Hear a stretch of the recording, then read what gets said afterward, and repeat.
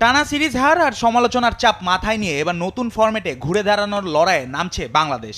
2 test আর 3 ম্যাচের one day সিরিজে শ্রীলঙ্কার কাছে হাতছাড়া হবার পর এবার মিশন টি-20 সিরিজ। ওয়ানডের দুঃস্বপ্ন পেছনে ফেলে এবার লক্ষ্য সংক্ষিপ্ত ফরম্যাটে জবাব দেওয়া। আগেই ঘোষণা করা হয়েছে স্কোয়াড। দীর্ঘদিন পর টি-20 দলে ফিরছেন ওপেনার মোহাম্মদ নাইম ও pace bowling allrounder Mohammad Saifuddin. তবে ব্যর্থতার দায়ে বাদ পড়েছেন নাজমুল হোসেন শান্ত। তাকে ছাড়াও ছিটকে গেছেন সৌম্য সরকার, তানভীর ইসলাম ও হাসান মাহমুদ। নতুনভাবে সাজানো এই দলকে নেতৃত্ব দিবেন নয়া অধিনায়ক লিটন দাস। দলের ব্যাটিং ইউনিটে লিটনের সঙ্গে থাকবেন তরুণ ওপেনার তানজিদ হাসান ও পারভেজ ইমন। মিডল অর্ডারে আছেন তৌহিদ হৃদয়, আর ফিনিশিং এর দায়িত্বে থাকবেন শামীম হোসেন ও জাকের আলীরা। এদিকে দলে অলরাউন্ডার হিসেবে আছেন মেহেদী হাসান মিরাজ ও মাহিদি হাসান।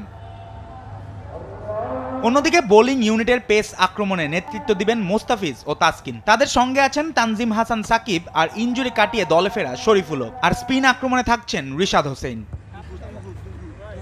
বিপরীতে টেস্ট ও ওয়ানডে সিরিজে জয়ে আত্মবিশ্বাস নিয়ে মাঠে নামবে শ্রীলঙ্কা। তার উপর দীর্ঘ 1 বছর পর জাতীয় দলে ফেরানো হয়েছে সাবেক অধিনায়ক দাসুন সানাকাকে। নতুন মুখ হিসাবে দলের পেস আক্রমণে যুক্ত হচ্ছেন এশান মালিঙ্গা। এছাড়াও আবারও টি-20 দলে ফিরছেন স্পিন অলরাউন্ডার দুনিত ওয়াইলালাগে।